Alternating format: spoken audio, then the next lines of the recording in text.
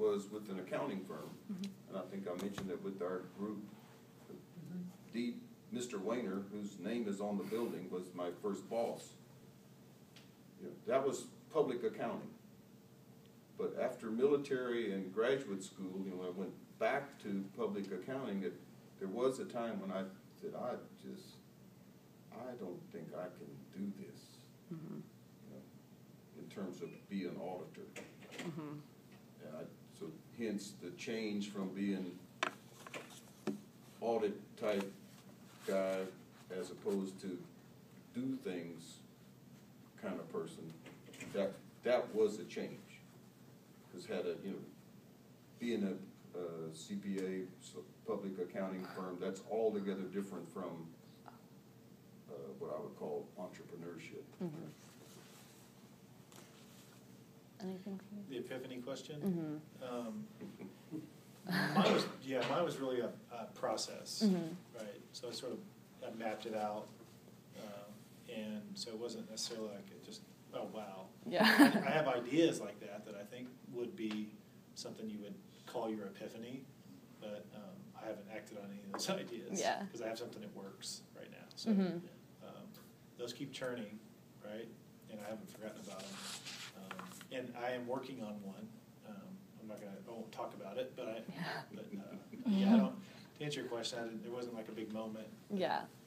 It's just been I learned things over a career, and then leading up to where I am now is just figuring out, again, how to solve a problem and get people to pay for it. Right. And how do I get that turned into a business that's funded? So it's more of a process, I guess.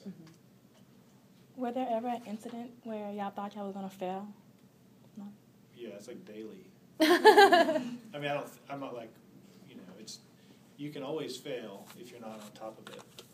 So I think that's one important thing of being an entrepreneur is you have to know, you have to have a good enough grasp to know that, everything's not automatic. I suppose in some businesses it might be.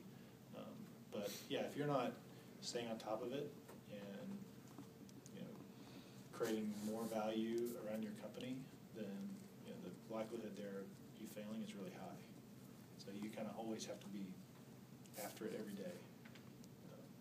But I haven't had a point where, I guess early on when I first started getting my first 10 or so customers to try to prove this thing out that it was going to work, every objection seemed like a deal breaker for me, right? It was like you kind of take it to heart. But then once you kind of work through those and you get your next 100 and 500 customers, then those things become pretty easy. But maybe early on it was a little more, significant when people would tell you no. Yeah. Or would say, oh, I'm not sure about this because X, Y reasons. You think, oh my God, I'm never gonna. How am I going to overcome that objection? I have no answer for them. But yeah, you just kind of be persistent. Usually works out. The time for me when it didn't work out was in this second position as a bank manager. And this way before y'all's time, but in the 80s there was a period of time when there were lots of bank failures, and the bank where we were was in contrast very strong. So hence, the regulators, to be precise, the FDIC, would just about every week contact us, wanting us to basically assume the liabilities, the deposits, of a failing bank.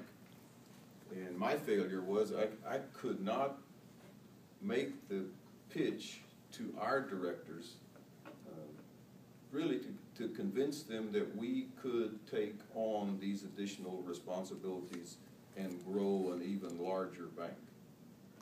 And I just never was able to make the right pitch, and just I was not able to convince my fellow directors that we could do such a thing. And it always seems to me to be it was a whole series of opportunities missed, but I liked it. And I failed as a salesman in that scenario. I couldn't convince them of our capacity to do that. So you sound like you had to adapt to a lot of things, kind of realizing, oh, I don't know if I want to be a CPA, and then this now too. How did you go about adapting to those? To saying, okay, well, I'm not very good at convincing the directors, so how did you do that? That's when we set up the small business investment company. Okay. I said, because usually we sit there and you go to meetings where people take a vote, and after X number of times being outvoted 8-4, there were 4 of us trying to push for that strategy, and after a while you figure out, okay, it's I can only take so many knots on the head, I need to do something else. So hence the shift to being the small business investor as opposed to the bank manager. Mm-hmm. In our classes, we do a lot of group projects and team activities and things like that.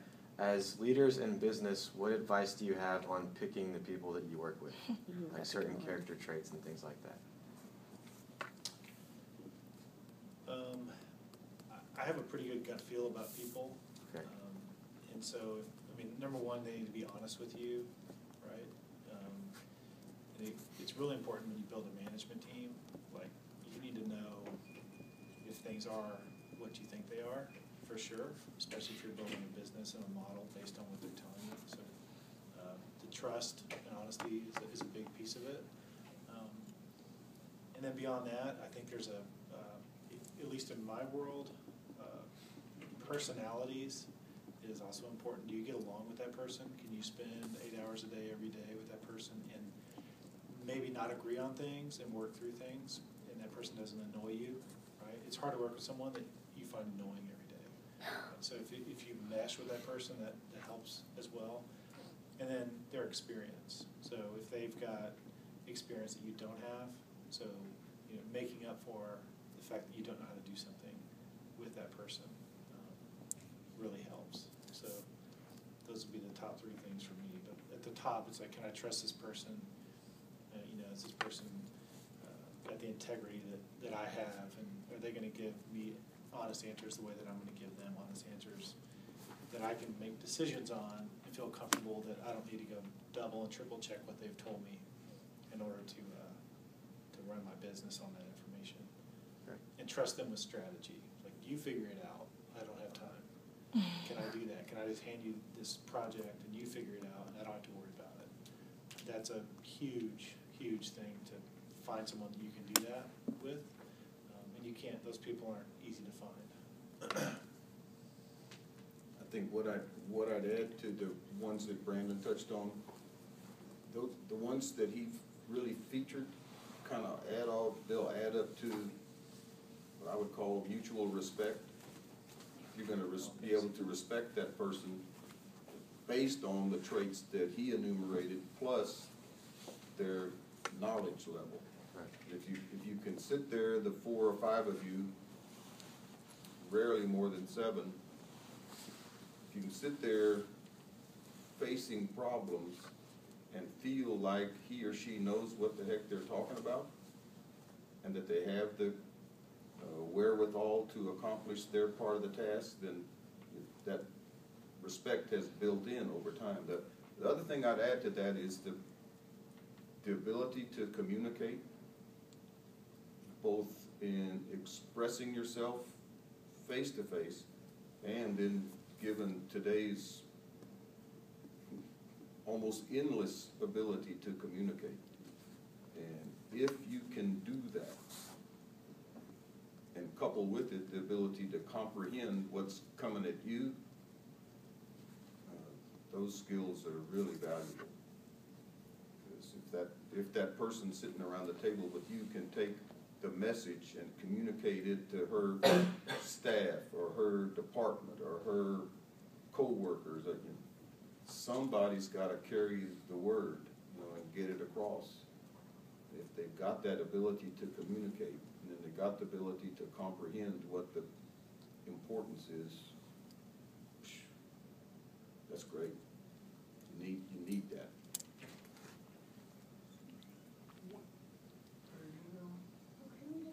all means, there is. Oh, okay.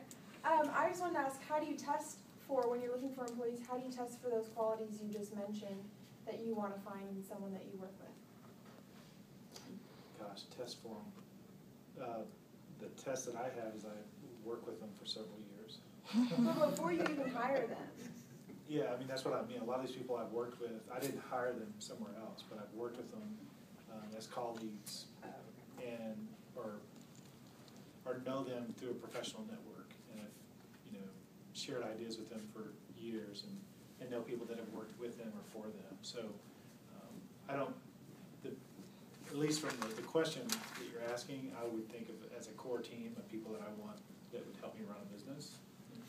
I want to know those people more than just having met them and interviewed them or put them through some kind of test. I want to have worked with them and been in many different situations, or know people that I really trust that work with them, and they've been in situations together. So it's sort of like, have they been tested and from a working through different scenarios, either with me or with someone that I know really well. So I think it's more time than anything, and experience and exposure to you would be the test. And did they pass that test, right? It's the same thing like when you're in classes with people. You probably have classes that, you know, maybe you had her in this class, but you had her in another class 2 years ago or something. And because of that experience, you would ask her to be in your group, right? It's exactly the same scenario. You guys worked together and you trusted her, and she helped you, and she could have, you know, stabbed you in the back at some point, but she didn't. Like, all those things add up, and that's the kind of people I want to be like part of a core team, versus like just going and hiring, like putting out a job description and then bringing in applicants to take that kind of job. But it depends on the level too. You know, if it's not part of that core team, I think the approach is probably a little different. It's probably just like get your resume. Yeah, get your resume, and then I mean your investment in that person is a little different than your investment in a core team member, where you're asking them to run like a section of the business, right? Like the whole sales department or marketing or finance or whatever it may be. You're entrusting a lot in that person to give you accurate information and also do a good job of running their team, versus like someone that may be an individual contributor, which is really important, but you don't have to know that person as well. When you don't have the luxury of, you know, working together for a couple of years, you know, and getting to develop those kind of feelings, as the person doing the interviewing, what's that be, the interviewer? It's really not a test, but what I always enjoyed doing and found very beneficial was asking the kind of what-if questions of the person, and try to describe for him or her a situation, you know, what would you do, you know, and because to me it gave me, sure, it was just one snapshot, but at least it was an indication of the person's ability to say to me, you know, this is what I try to find out, or this is what I base my decision on, or, you know, get some sort of interaction going between the two of us on something that approached a problem or a case. And then I always found personally that I was a better listener than a talker, you know, which tied back to my difficulties with the other board members. I was better at, you know, asking the question and then listening, and then trying to build the conversation from what I heard. And sure, it might just be for an hour or maybe 2 hours, but I think listening and posing a few questions and paying attention to how the answer came told me a lot. So. Both of you come from very different industries, and we have a class full of people who are interested in all different fields and careers. I was hoping you guys could just give us kind of like a brief description of what it's like to work in this office.